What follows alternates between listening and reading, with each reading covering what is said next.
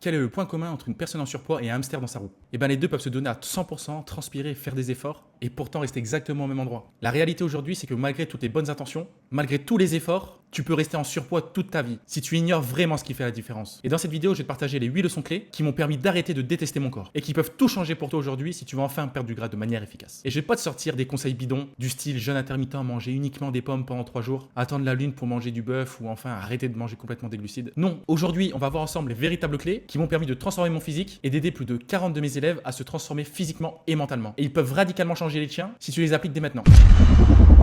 Leçon numéro 1. Le surpoids alimente le surpoids. Il y a quelques jours, je suis tombé sur une vieille vidéo de moi. Je devais avoir 27 ou 28 ans. Et franchement, j'avais tout du mec en surpoids qui lâchait totalement l'affaire. Je mangeais mal, je fumais, je buvais, aucune énergie. Et ça m'a rappelé une chose. Pour mes 30 ans, j'ai fait un effort énorme pour arrêter de vivre comme quelqu'un qui a toujours été mal dans sa peau, en surpoids. Pourquoi? Parce que j'ai réalisé que dans cette société, oui, il y a des discriminations sur la couleur de peau, mais il y a aussi un rejet plus sournois, encore plus vicieux. Le rejet de ceux qui ont l'air de ne pas prendre soin d'eux. Que ça soit dans le monde pro, dans les relations ou dans la vie en général, plus tu ressembles à quelqu'un qui s'en fout de sa santé, plus on te traite comme quelqu'un qui s'en fout. Et malheureusement, la vérité, c'est que beaucoup traitent les gens en surpoids comme des gens faibles, des gens paresseux, sans volonté et fainéants. C'est injuste, mais c'est réel. Mais il y a une chose sur laquelle on a le pouvoir. On peut décider d'agir différemment, de bouger, de manger comme une personne qui a repris le contrôle de son corps. Oui, tu vas peut-être avoir l'impression d'avoir trahi ton ancienne identité. Oui, tu vas peut-être avoir l'impression de ne plus être toi-même. Mais rappelle-toi, si tu veux une nouvelle vie, il te faut une nouvelle version de toi. Moi, j'ai commencé par me redresser, à m'habiller différemment, par changer ma façon de manger, de préparer mes repas à l'avance et aussi de refuser de dire à chaque fois j'ai plus le temps ou j'ai la flemme, j'ai pas le mental. Et ça a tout changé. Parce que tu ne perdras pas 10 kilos de gras si tu continues comme ça. À vivre comme quelqu'un qui a toujours eu ses 10 kilos en trop. Tu dois changer ton comportement, ton attitude face aux actions que tu vas mettre en place. Et même ton entourage et tes modèles. Quand on grandit dans un environnement sédentaire, où on mange mal, où personne ne fait attention à sa santé, nos modèles sont souvent des gens qui sont mal dans leur peau. Ou des influenceurs qui normalisent la malbouffe et des cheat meals tous les jours. Mais si tu veux un corps sain, dans lequel tu te sens bien, tu dois suivre ceux qui l'ont fait, pas ceux qui justifient leur abandon. Et si tu as grandi dans une famille en surpoids, ça va piquer, mais je te le dis, n'écoute pas leurs conseils sur l'alimentation ou le sport. Même s'ils veulent ton bien, ils te donnent des habitudes qui les ont empêchés de changer. Et si tu continues à les écouter, tu reproduiras les mêmes erreurs.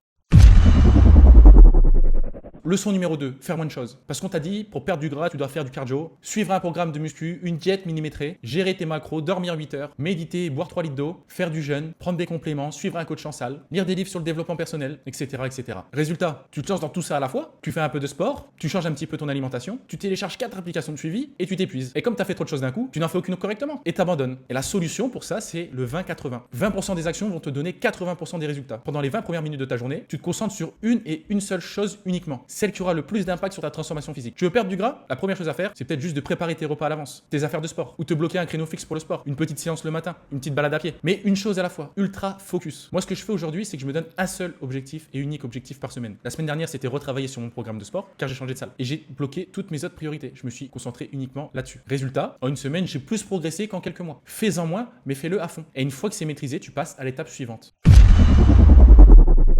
Et avant de passer à la leçon suivante, je te laisse t'abonner. Leçon numéro 3. Arrête de croire que l'information suffit. Demande à quelqu'un qui a un corps qui te plaît physiquement comment il a fait pour en arriver là. Il te parlera rarement de macro ou de régime intenable. Demande à quelqu'un qui n'y arrive pas, il te dira qu'il doit encore mieux comprendre son corps, lire encore un petit peu, attendre le bon moment, trouver la meilleure méthode. Et c'est là le piège. Croire que savoir, c'est suffisant. Mais perdre du gras, c'est pas une question d'intelligence. C'est pas ceux qui savent le plus qui perdent le plus de poids. C'est ceux qui agissent, malgré les doutes, malgré l'inconfort. Tu veux avoir des résultats? Tu dois sortir de la théorie. Tu dois bouger ton corps, tu dois te cuisiner, tu dois dire non à certains plaisirs immédiats. Et ça, aucun livre le fera à ta place. L'école t'a peut-être appris la réussite par la tête. Mais ton corps, lui, il s'en fout de tes diplômes concrètement. Il te demande juste des actions physiques, régulières et simples. Donc si tu lis mais que tu ne fais rien, si tu regardes des vidéos mais que tu mets pas les choses en application et que tu continues à manger n'importe quoi, t'es pas sur la voie de la transformation. T'es juste un spectateur bien informé mais qui stagne.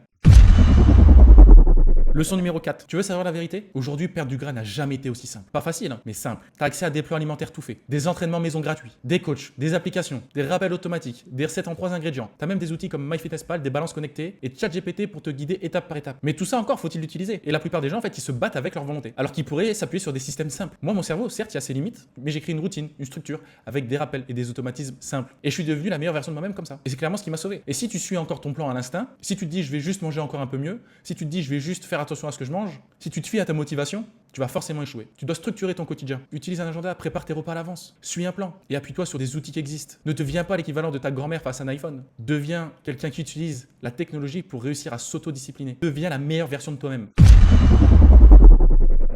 Leçon numéro 5, apprends à te vendre à toi-même. J'ai rencontré des gens super intelligents qui restaient gras. Des personnes hyper cultivées qui n'arrivaient pas à tenir un plan sur 3 mois. Et à côté, des personnes simples mais ultra motivées qui perdaient 10 kilos de gras en 3 mois et transformaient leur vie. Pourquoi? Parce qu'elles arrivaient à se convaincre elles-mêmes. Elles savaient se vendre leur nouvelle vie. Elles avaient un pourquoi clair, fort et douloureux. Et ça, C'est la vraie force de persuasion. Arrête de dire faut que je perde du poids et commence à te dire je veux un corps dans lequel je me sens bien, qui me plaît et que j'accepte. Tu veux tenir une jet? Tu dois savoir pourquoi tu la tiens et tu dois te répéter chaque jour ce que tu gagnes. Légèreté, énergie, confiance, le plaisir d'enfiler des fringues qui te vont parfaitement.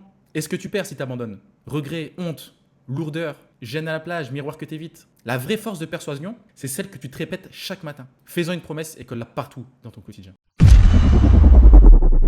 Leçon numéro 6. Deviens un rat. Sérieusement. Tu veux changer de corps, mais tu continues à claquer ton argent dans tout et n'importe quoi. Des snacks, des boissons, Uber Eats, brunch à 30 euros.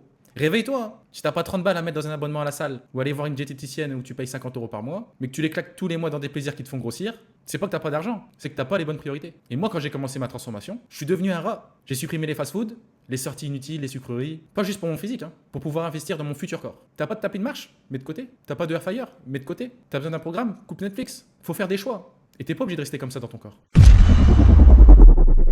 Lesson 7, leçon numéro 7, sois patient. Tu veux perdre 10 kilos de gras en 3 semaines, mais t'as mis des années à les prendre, à les accumuler. Tu vois le problème ou pas? Plus tu vas aller vite, plus tu vas choisir des méthodes extrêmes. Régime à 1000 calories, jeûne à rallonge, sport 7 jours sur 7. Et tu finis par abandonner, ou tu reprends tout. Mais c'est normal. Mais si tu acceptes que perdre du gras, c'est un vrai projet de vie, tu vas gagner sur le long terme. Tu veux savoir ce qui marche vraiment? C'est pas un programme miracle, c'est un plan fait sur mesure sur 3 mois où je vais prendre le temps de m'adapter à toi, à ton quotidien pour aller chercher des résultats le plus rapidement possible sans que tu prennes ça comme une corvée. Que tu comprennes tout ce que tu fais et surtout pour ne plus jamais reprendre ces kilos. Et si ça t'intéresse, j'ai mis le lien en bio pour que tu puisses réserver un appel avec moi et c'est totalement gratuit. Et je te jure que dans 3 mois, tu seras méconnaissable. Leçon numéro 8. Sois exigeant. Si aujourd'hui tu n'aimes pas ton corps, c'est probablement parce que tu n'as pas été assez exigeant avec toi-même dans le passé. Tu t'es laissé aller, tu t'es trouvé des excuses. C'est pas le bon moment, j'ai pas le temps, je suis fatigué, c'est pas si grave. Et là, tu as accumulé les kilos en trop, les frustrations et la honte. Et je dis pas ça pour te blesser, hein. Je dis ça pour que tu te regardes en face. Tu mérites mieux, tu es capable de mieux, mais il va falloir monter ton niveau d'exigence. Te demander chaque jour, est-ce que ce que je fais aujourd'hui m'emmène vers le corps que je veux? Ou est-ce que je m'endors encore avec des excuses dans la tête? Arrête de te féliciter pour 3 jours de jet tenue. Félicite-toi quand tu tiens sur la durée, quand tu deviens une machine, quand tu ne te contentes plus que j'ai fait mieux que d'habitude, mais que tu vis comme quelqu'un qui sait exactement où il va. Voilà, tu peux faire mieux, je le sais, parce que je l'ai fait et parce que des dizaines d'autres l'ont fait avant toi. Maintenant, c'est à toi.